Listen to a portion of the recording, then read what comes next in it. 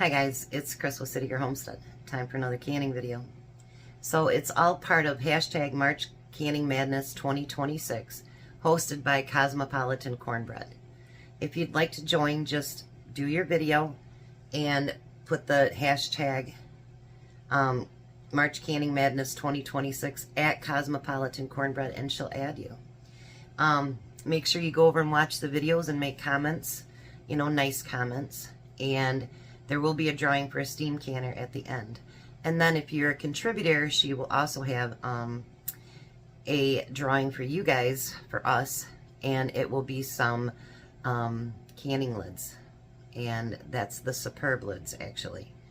So a lot of times I'll start filming something a day or so in advance because there's prep that has to be done.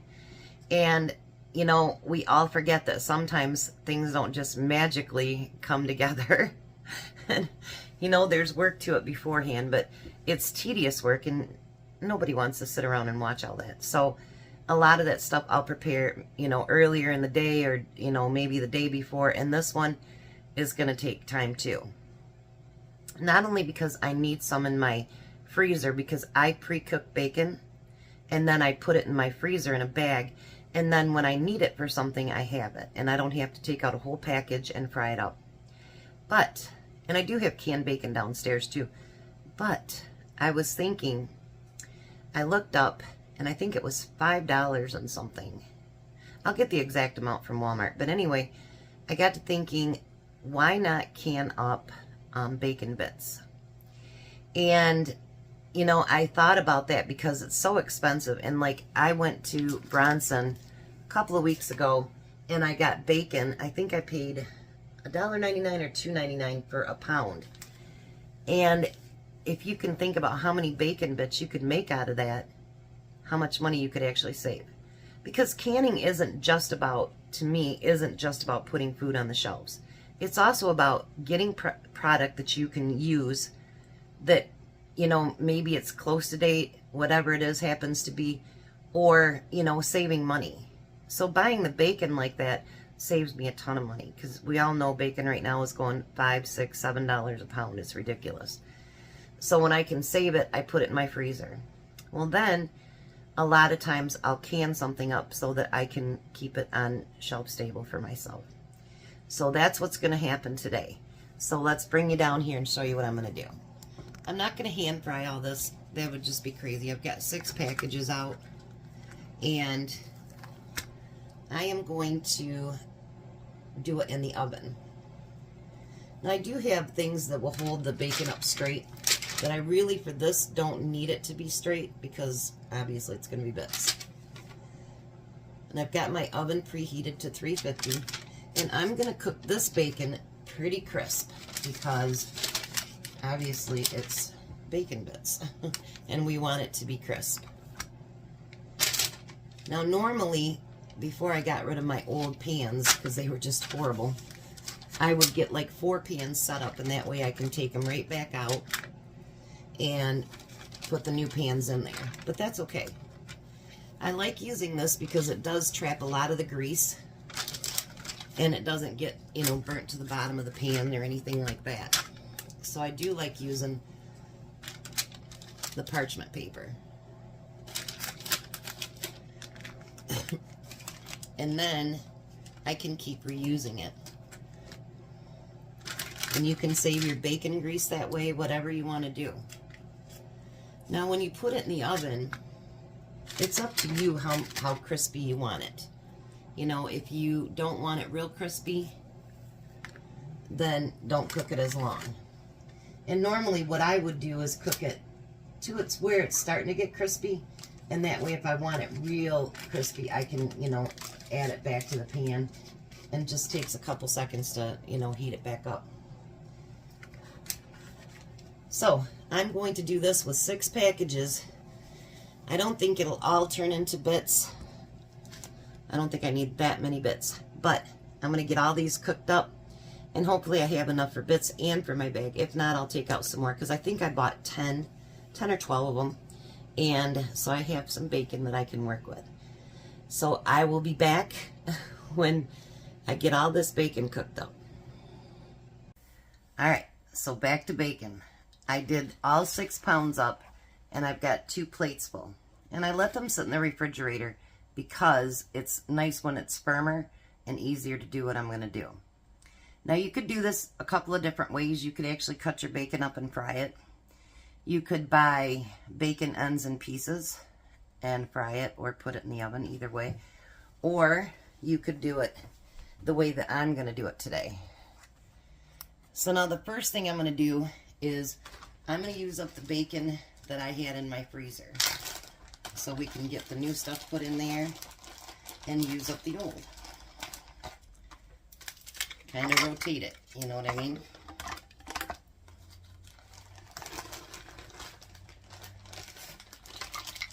That way we always got fresher bacon in the freezer.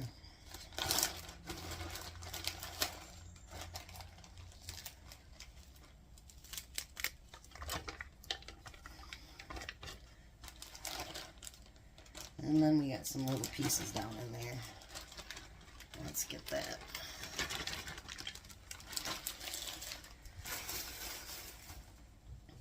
And of course I won't have you sit here and watch every bit of it, but I'm going to show you what I'm going to do. I have this in my little food processor.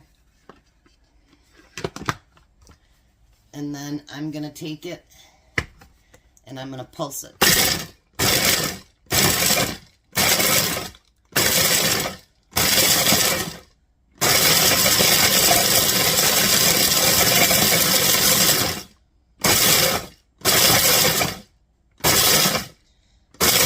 Hard on the ears, huh?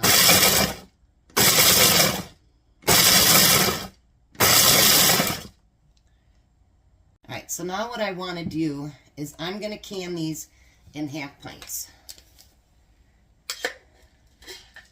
So I'm going to fill that up to the 1-inch head space. I will get you the price of what it is at Walmart for a container that's actually smaller than this.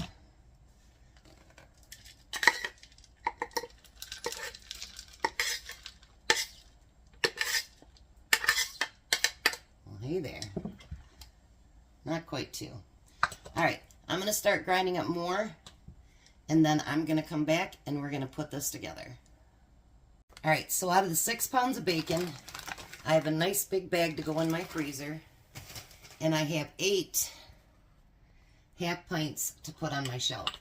I'm still going to debubble these to what I can. I can tell you it's easier if you freeze them first, because just being cold wasn't quite enough what I thought it should be. So if you want to put them in the freezer for a minute and let them, you know, harden up, it's a lot easier to do. And even though they stick together, once you take them out, that's fine. You can, you know, break them apart and do whatever you want. I figured 8 jars will be enough for me to get through an entire year of bacon bits. Maybe even longer.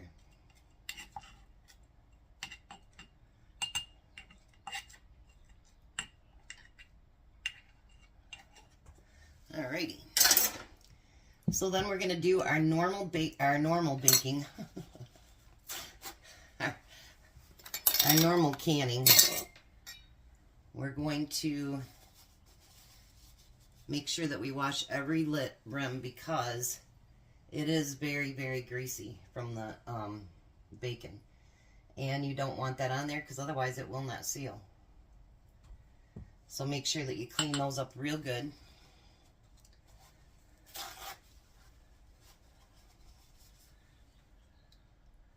And I think these are going to be delicious. And you know, they add other stuff to the bacon bits that you buy at the store. I read that on the thing yesterday. And I don't know about you, but I like to know my stuff, what's in it. I mean, we never know what's in it, but you know what I'm saying.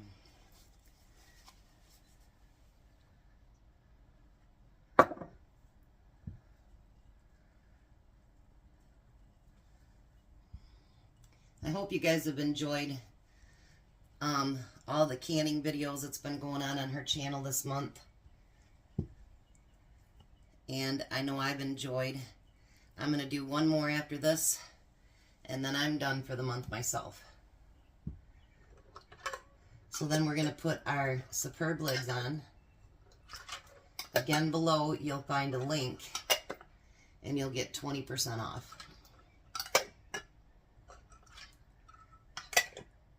I would not ever switch back to another lid.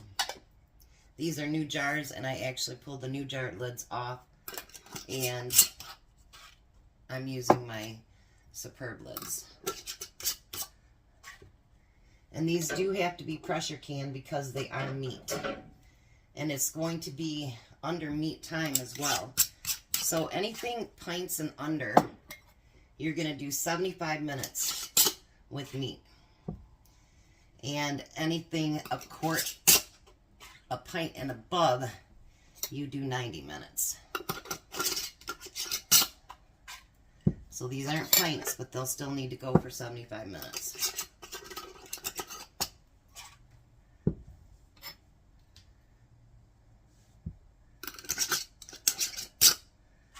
Alright, let's get all these loaded up in the canner. Bring you a tad bit closer here. And if you want to do tons and tons of it, you know, you could use your taller canners, and you could double stack it and give them away for gifts. Alright. This is my old girl. She's made in 1974. So now you don't need to add water, anything like that to it. So your meat, and a lot of people ask, but you know, when you cook up your hamburger, your bacon, anything like that, you do not have to add water to it. So now we're going to wait for the spout there to do 10 minutes of steady stream of steam. Blah, blah. And then we are going to can for 75 minutes. And I will meet you on the other side. So there we go. 18 half pints of bacon bits.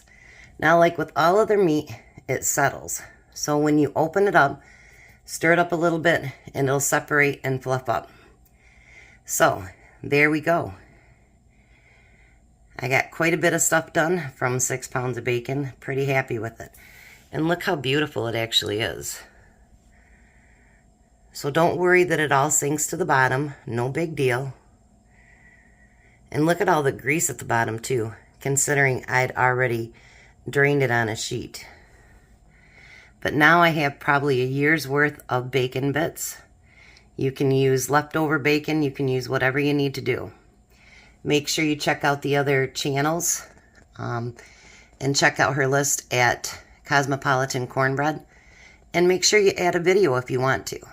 If you are watching the videos, make nice comments, subscribe if you like them, and enjoy all the recipes. You guys have a blessed day.